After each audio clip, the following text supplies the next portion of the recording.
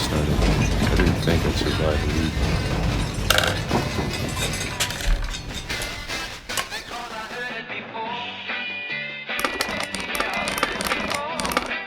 But after a few days, I settled into a routine. That's what kept me sane.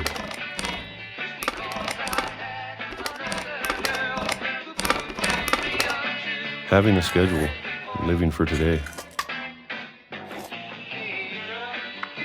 I always expected to be dead tomorrow. But if you wait long enough, you get used to anything.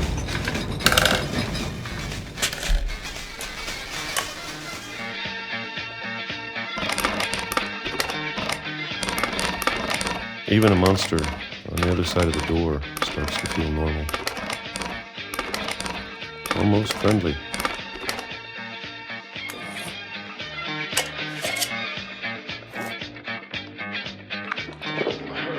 And then one day, everything just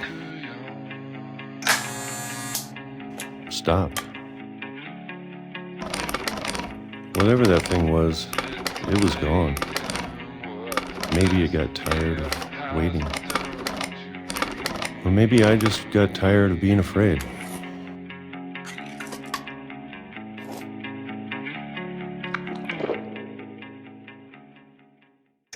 It's been a week now, the longest in 30 years. I'm done waiting.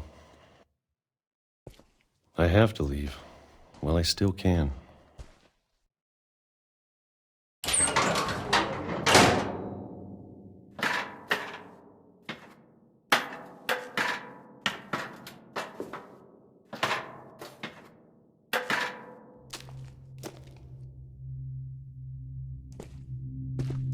I know it's out there, somewhere.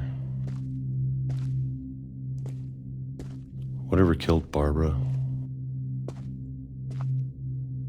and Molly and Calvin. Maybe this is all a mistake. But I need to stop living the same day, even if it kills me.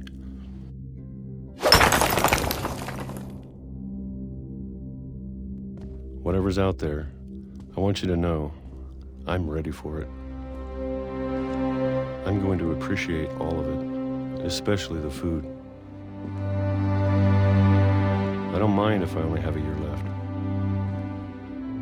or a month, or a single week.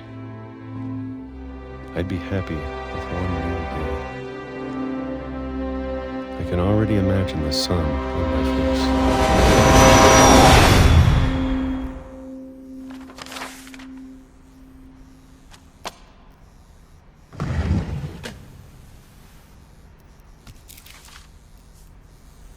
Walter died when I was 6. I can't believe my mom never told me he was down here.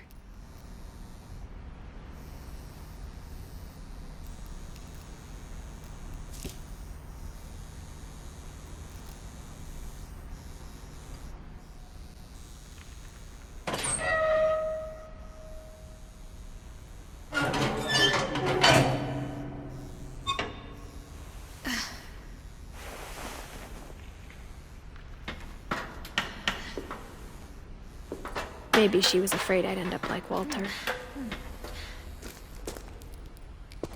But if she never told me about an uncle under the house, I can only imagine what else she was hiding. I don't want to make the same mistakes she made. Trying to bury something that's still alive. Now that there's only one of us left, or maybe 2.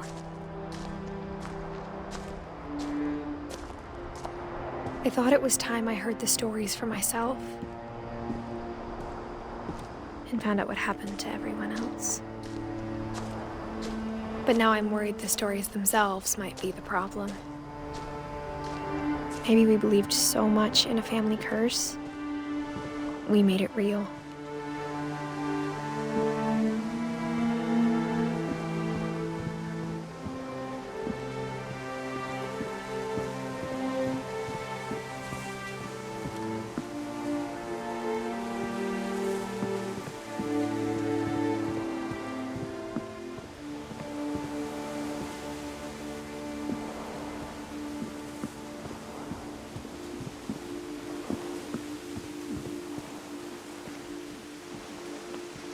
I don't know if I should even be writing this.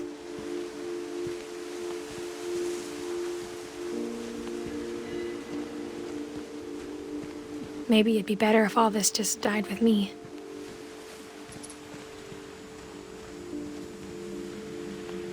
But I thought you should know about your family.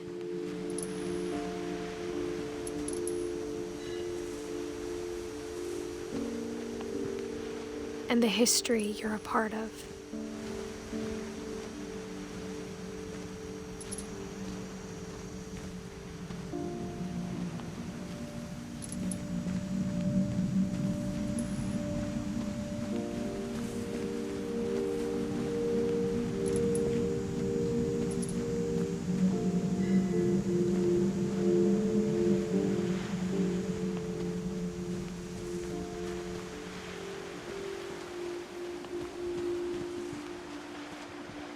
Though to be honest, I feel as lost as you probably do right now.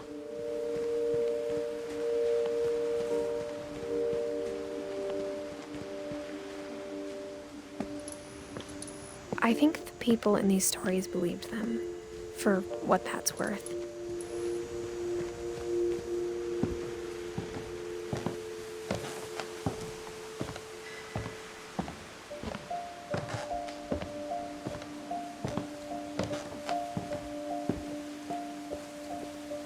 And when you look at the house, that history of imagination and stubbornness and madness, any of it seems possible.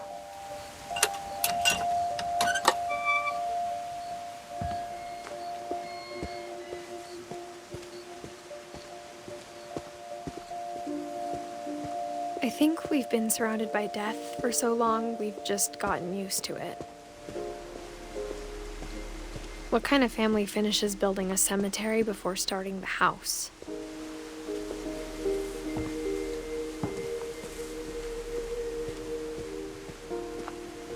It's embarrassing for me to admit this, but the pet cemetery made me more uncomfortable than the human one. 3 of the gerbils were mine, and 2 had been my fault.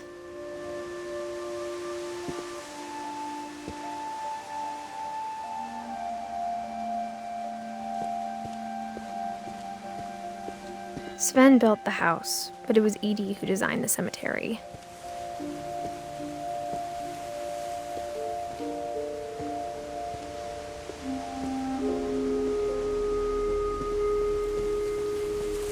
I'm sure Odin's monument had been Edie's idea. My mom was always trying to move on, but for Edie, the past never went away.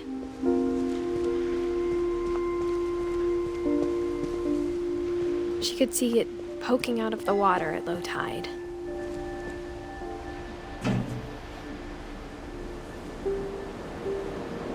Edie said she dreamed about the old house every night.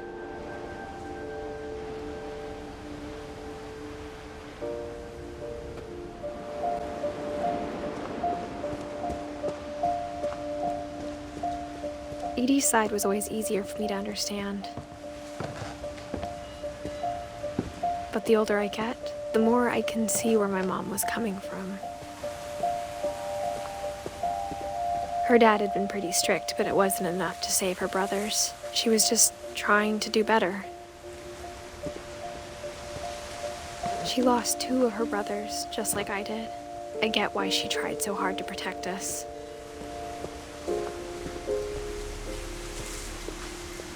There's so many things I wish I could ask my mom now. Part of me thinks this is what she wanted all along. For me to come back someday and find everything out for myself.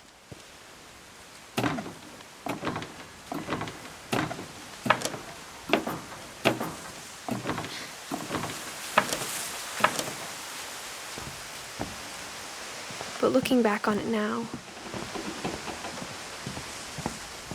if she told me there was going to be so much climbing, I never would have come when I was 22 weeks pregnant.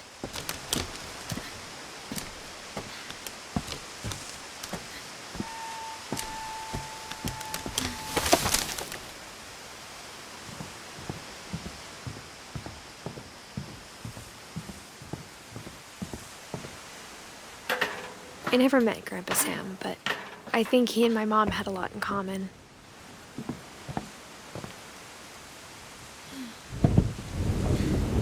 They were both pretty intense. Instead of hiding from death, Sam seemed to go out of his way to meet it.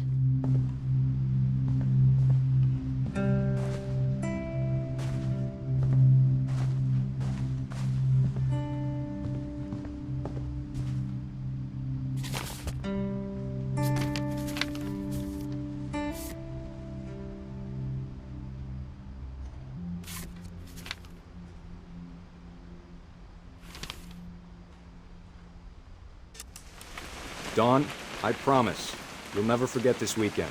Yes, sir. These memories are gonna last a lifetime. Am I gonna have to shoot me? Perfect. It's gonna rain.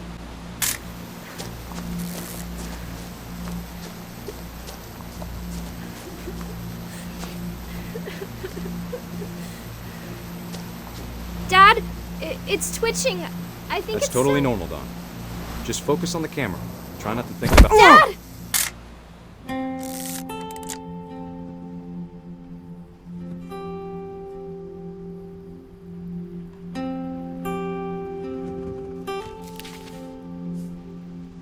Of all these stories, that's the one I wish most that my mom had told me.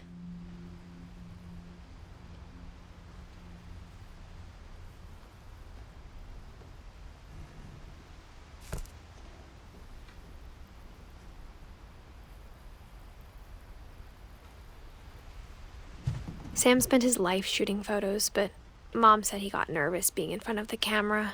I guess we're all afraid of something.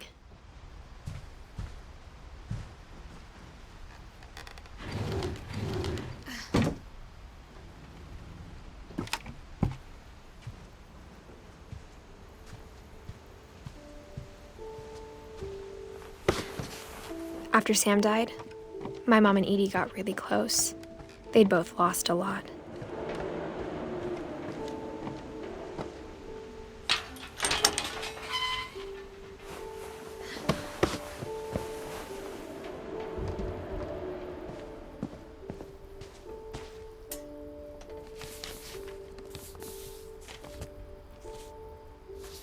Dear Kay, do you remember the way Gregory used to laugh when he thought he was alone? Like something funny was happening, but only he could see it. I think he saw things the rest of us don't.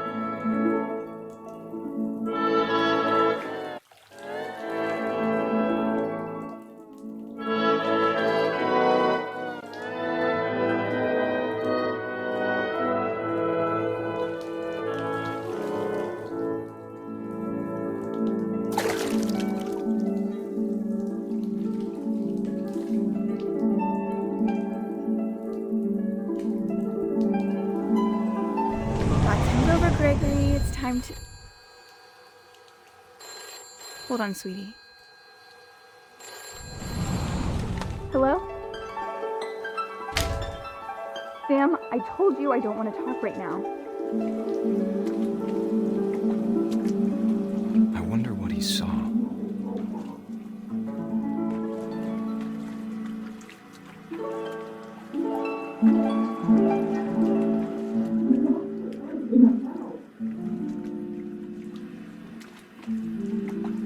Reminded me so much of Calvin. Lost in his imagination. Whatever it was he saw.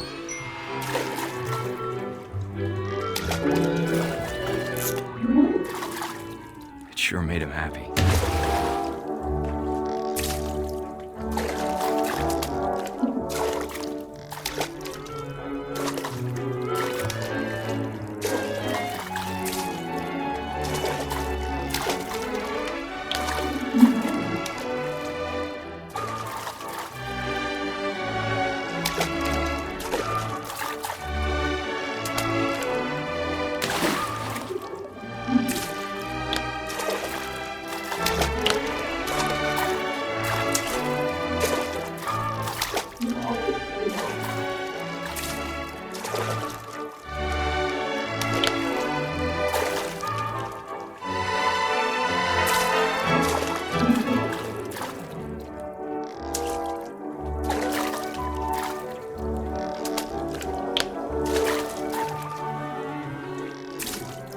I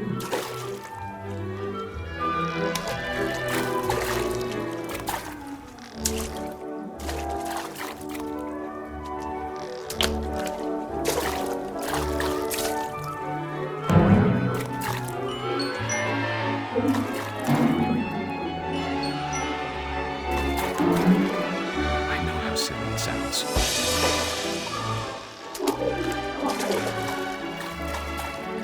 That I worried about a baby being too happy. But I could feel him slipping away. Sorry about that, Gregory. I know you did everything you could.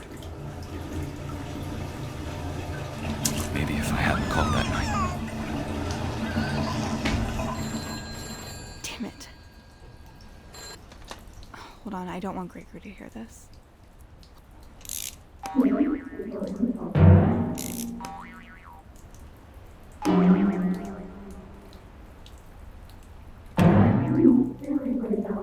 wish he could have told us about the world he saw.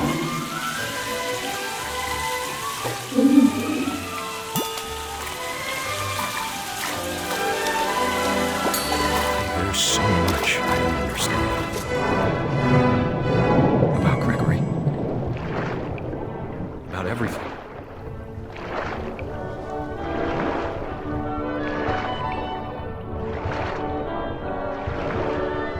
But I know what happened wasn't your fault.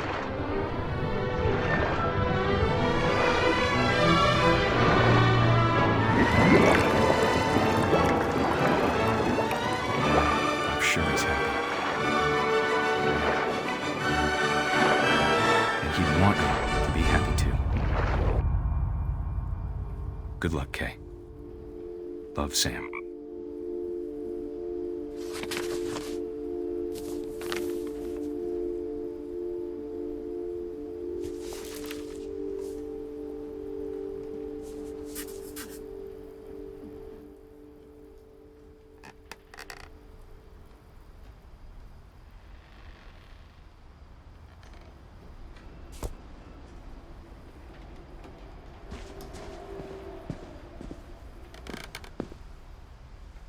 I can't imagine my mom ever writing poetry, and yet... A poem for Gus, who always said the wedding was a bad idea. Our father never hit us kids, at least not very hard, before the day my brother said with teenage disregard that he'd be dead before he'd see a wedding in our yard.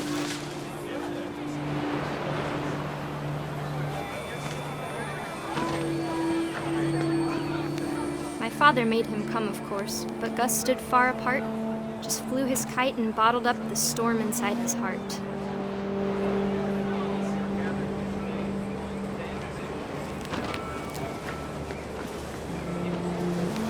I tried to talk him out of it, but though he'd never met her, we don't need a stepmom, were the words that I now pronounce you husband and wife. You may kiss the bride.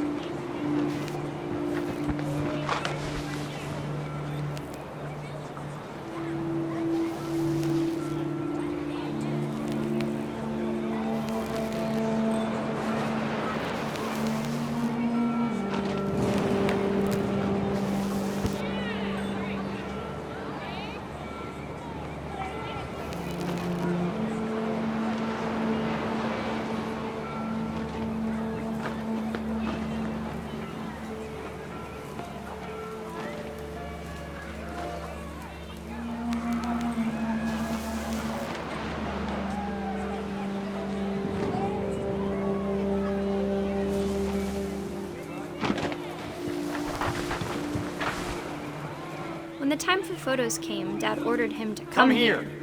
But Gus declined, and as a sign held up his middle finger.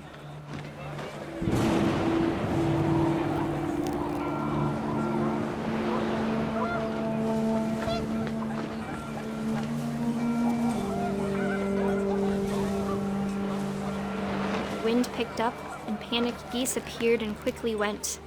But all the humans did that day was go inside the tent.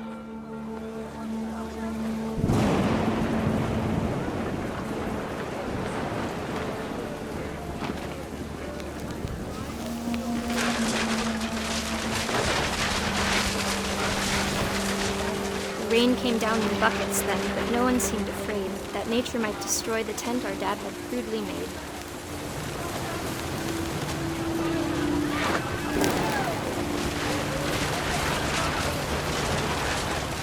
The thunder sounded much too close and full of angry power.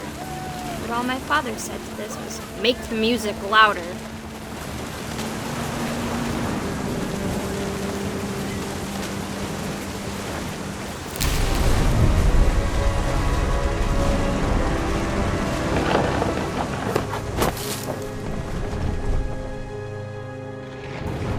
I wish that I could truly say I thought about you on that day. Out there on the beach alone, just you, the wind, the sea, and foam. But I didn't, until we found you.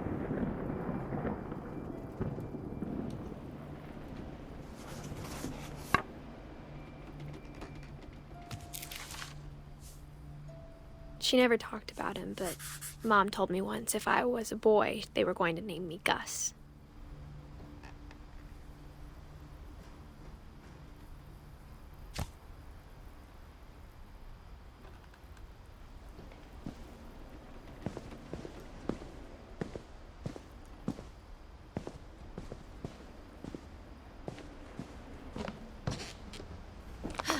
My mom moved up to the loft after her brothers died.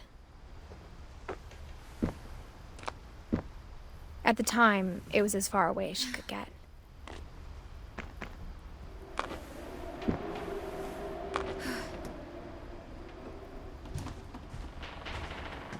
She spent a summer building houses in Calcutta, where she met my dad, Sanjay.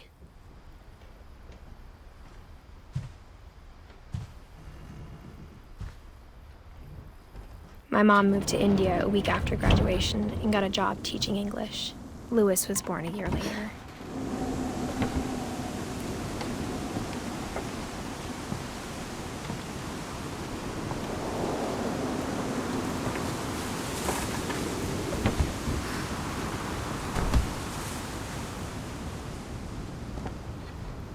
Religion was another thing my mom never talked about, but I think it helped her a lot after her dad died.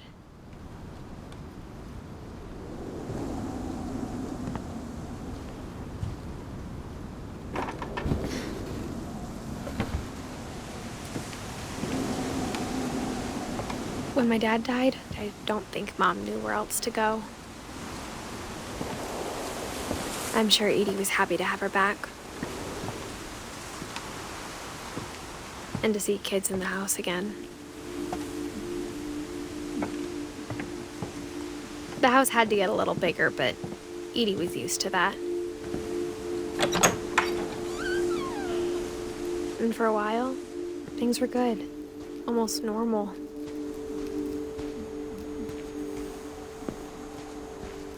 But it didn't last. The beginning of the end was Milton's 10th birthday, when Edie gave him a castle.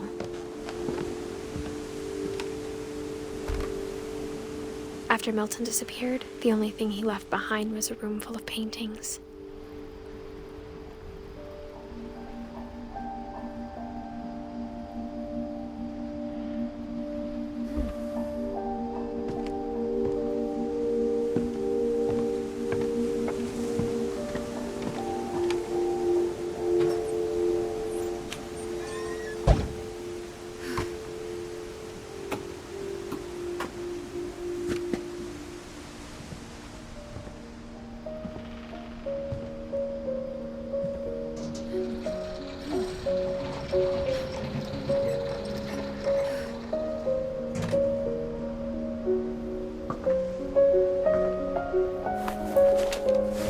Milton Finch in The Magic Paintbrush.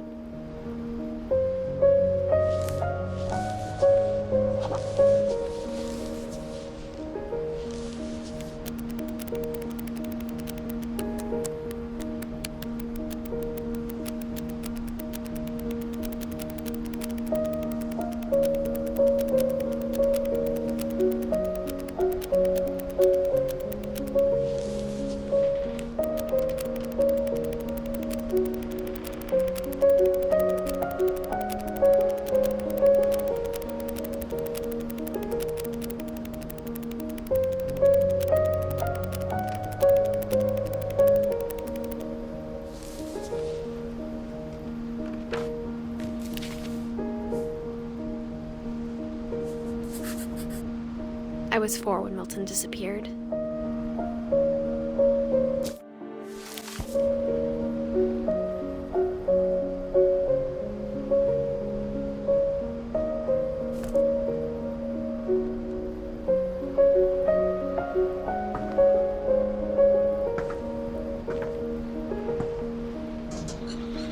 Mom spent months searching for my brother. Then she sealed the doors.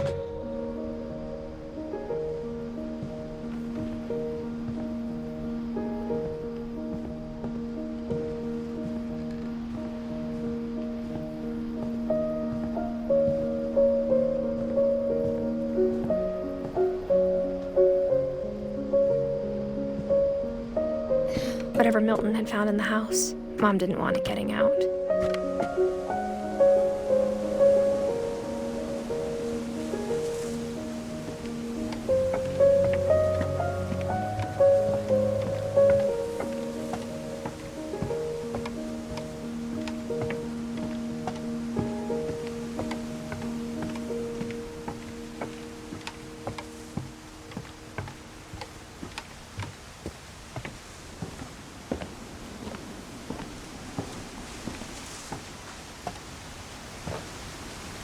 Mom definitely blamed Edie, but I think Louis blamed himself. After he graduated, he just spent more and more time in his room, until Mom got him a job at the cannery.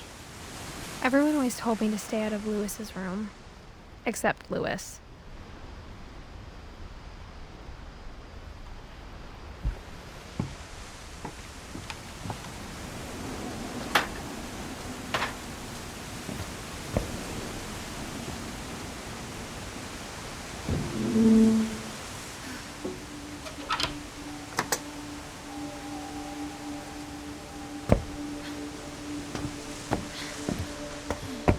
Louis's room smelled very, very familiar. Louis and I spent a lot of time playing games together, but he was surprisingly bad at them.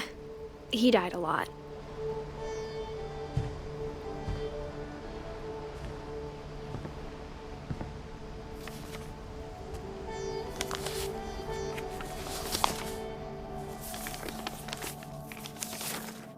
Dear Mrs. Finch, as Louis's psychiatrist, I can understand your desire for an explanation. As I see it, the trouble began in January, shortly after we convinced your son to seek treatment for substance abuse. Newly sober, I believe Louis first noticed the monotony of his daily life.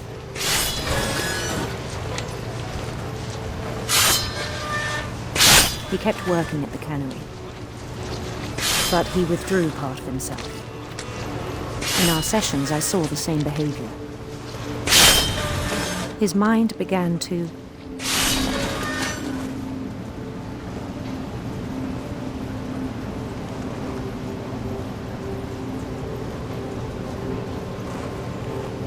wander.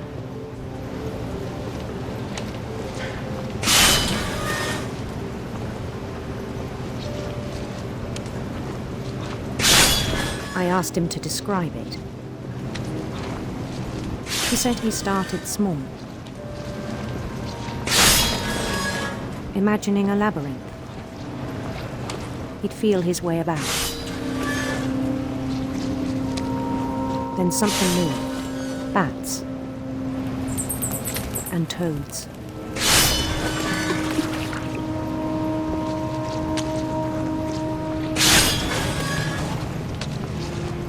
And things that have not names.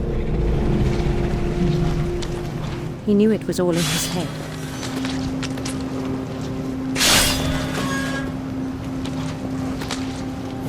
But he took it very seriously. I had hoped he'd find himself.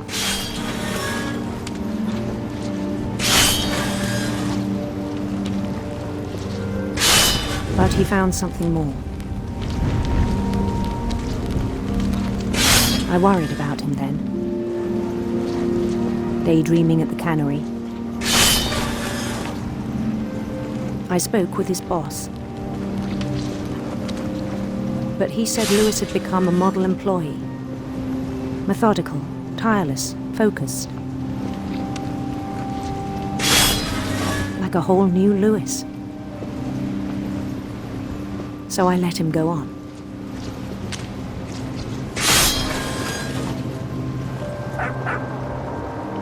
I even encouraged him.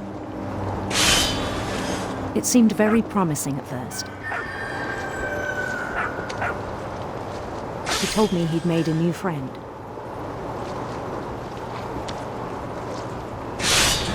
On the edge of a city he named Louis Topia. He built the city up slowly, brick by brick.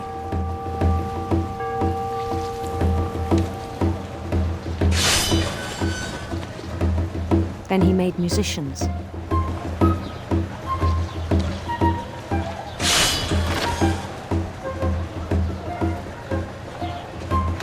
And songs for them to play. He talked about starting a band.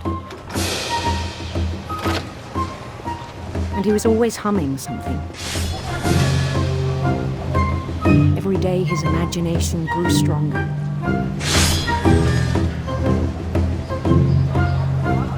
He no longer spoke at the cannery. But his chopping was as reliable as ever. Then one day it struck him that all the cheering crowds, even the stones under his feet, were all in his imagination, so he could do whatever he wished.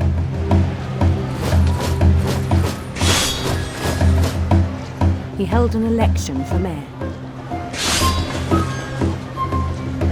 And he won. They begged him to stay, but his mind was already wandering. It became a game for him.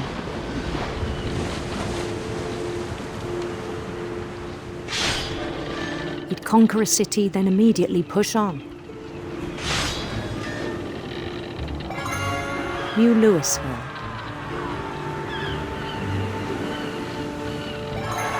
St. Louis. He started drifting away from our reality.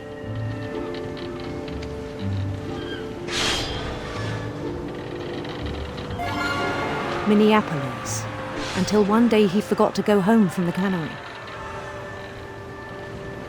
Even as his mother pleaded with him, part of Louis kept sailing on.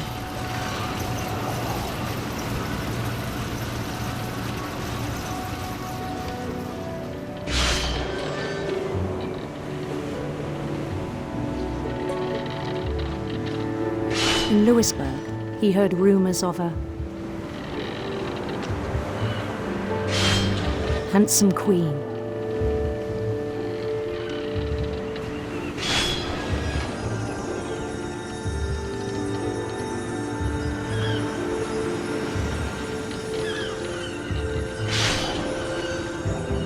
The queen was on her own quest for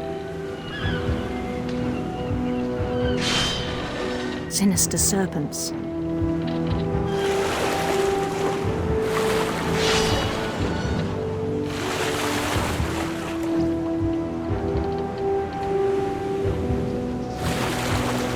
He followed the sound of her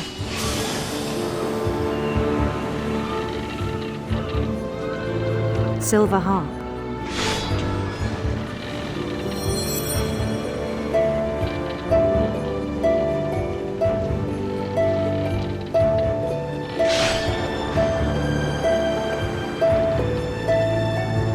His chase led him to a golden palace east of the sun and west of the moon. Even then, his logic remained sound.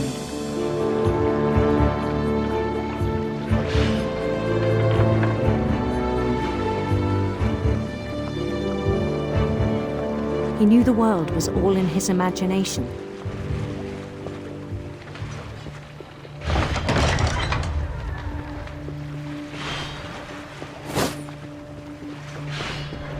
But he was so proud of having created it.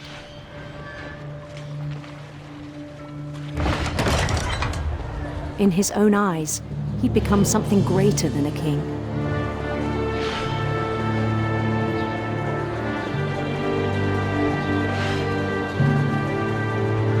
For someone who'd never known success in the real world, I think it was overwhelming.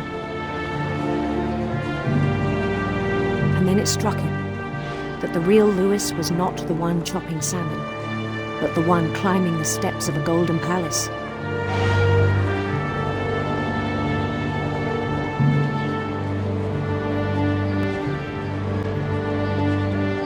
My imagination is as real as my body, he told me. It was hard to argue with him.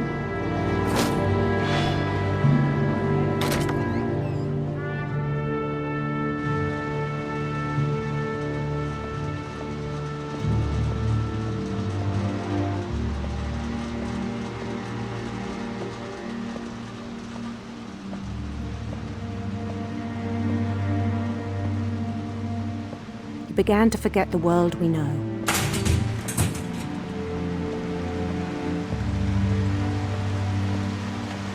I think it pained him to remember Lewis, the cannery worker.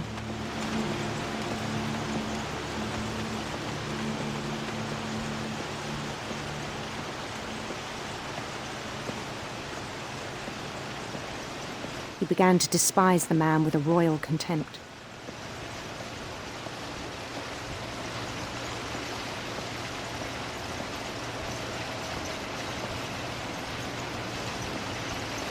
I still thought I could save him.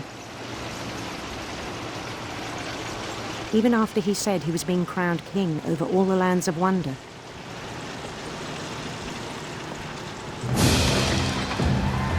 The palace would be packed with his companions.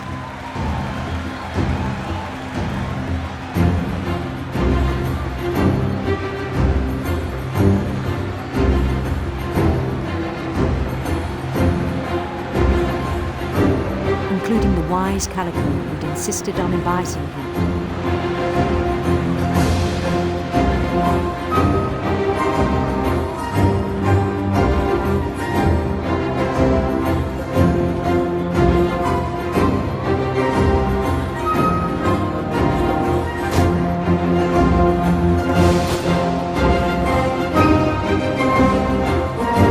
His queen waited, holding his crown.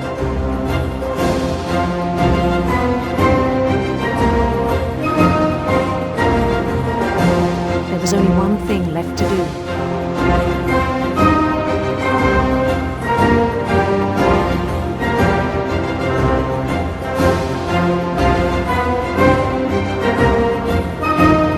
Bend down his head.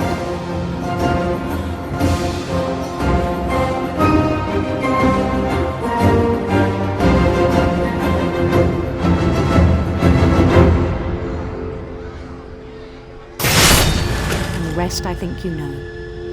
Mrs. Finch, your son was a kind man who will be missed by all of us who knew him.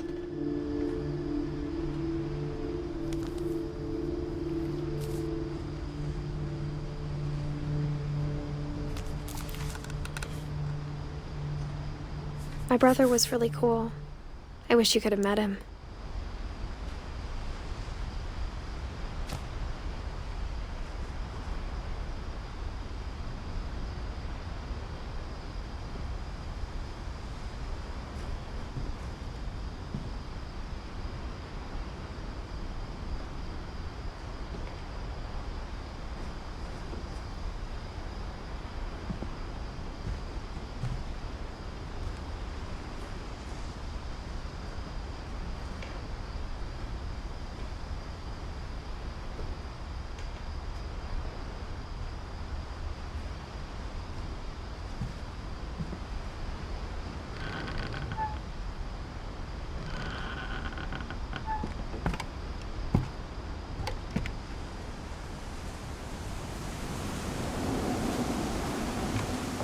On the way back from Lewis's funeral, my mom told me to start packing.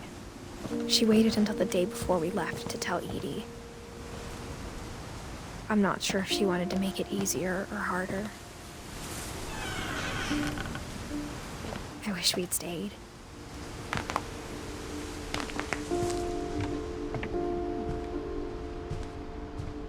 But I understand why we left.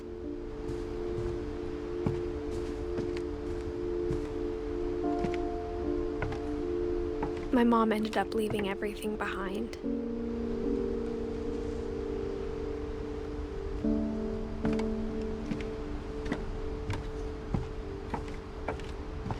What happened that night had been coming for a long time. Maybe it should have come sooner.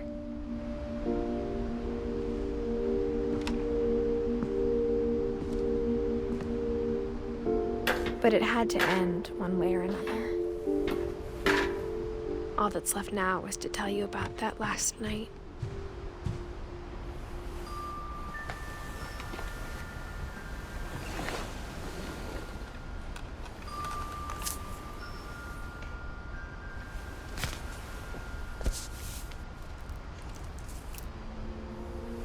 That whole last day, Edie just watched us pack and didn't say a word. Until supper, when she raised her glass and said, "To our final night together, and all our final nights apart." Grandma, you know what I said about alcohol. Some of your medications are very Edith, specific. I left a present for you in the hallway. Why don't you go open it? The grown-ups have to argue now. I'm sorry, you're right. We're all leaving tomorrow. Let's just enjoy our last... I'm not leaving. Edith, you're excused.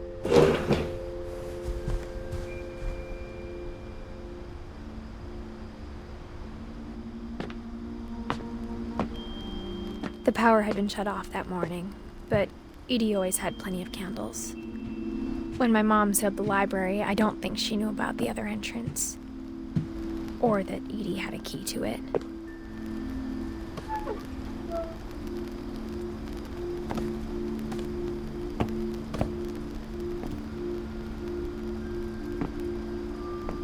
That thing you're afraid of isn't going to end when you leave the house.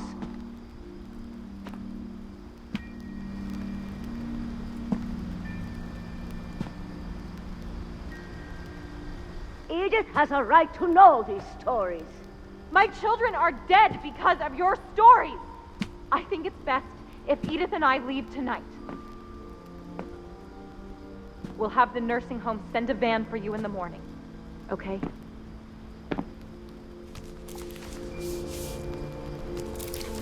Dear Edith, there's so many stories I wish I could tell you, but there's only time for one. This is about what happened on the night you were born.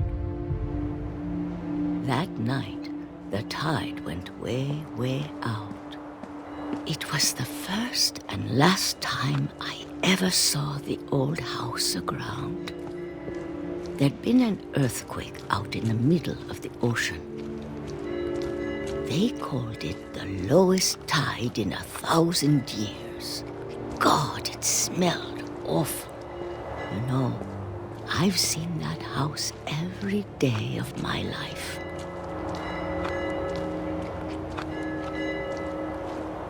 But I never thought I'd go back to it. When the fog rolled in, I lost my way.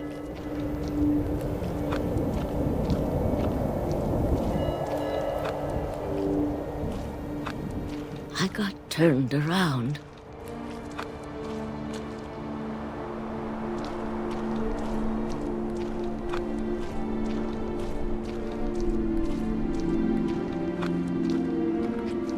For a while, I wandered.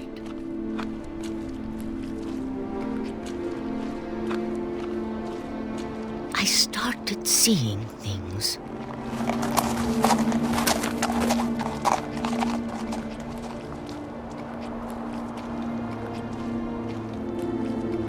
Things I'd forgotten had ever existed.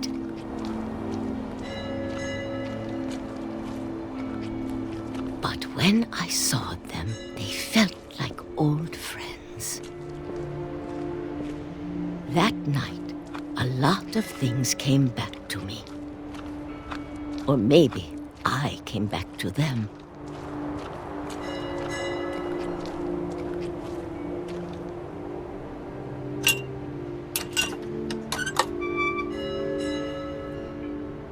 Things I can't explain, but that I need you to try and... Edith, what are you doing in here? It's mine. Edith! Mom, you're gonna rip it! Let go! I kicked and screamed, but Mom dragged me to the car. I never saw Great-Grandma Edie again. The next morning, the van came to pick her up, but she was already gone. After that, we moved around a lot.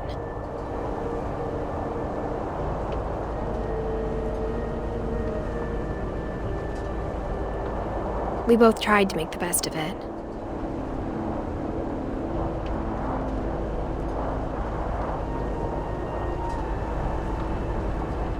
A few years went by.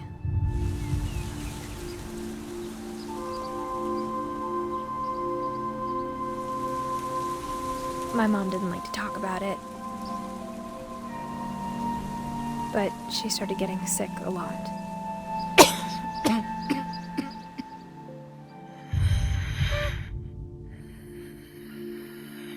She got better for a while,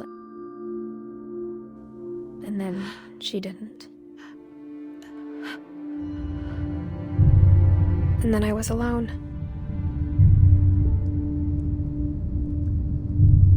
The last Finch left alive.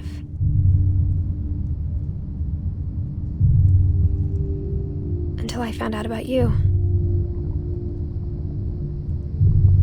I'm still not sure what to tell you about all this. If we lived forever, maybe we'd have time to understand things. But as it is, I think the best we can do is try to open our eyes. And appreciate how strange and brief all of this is. This journal was supposed to be for you. But now I hope you'll never see it. I just want to meet you. And tell you all these stories myself. But I guess if you're reading this now,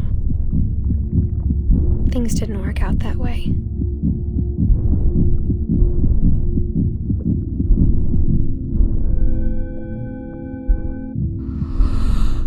This is where your story begins. I'm sorry I won't be there to see it. It's a lot to ask, but I don't want you to be sad that I'm gone. I want you to be amazed that any of us ever had a chance to be here at all. Good luck.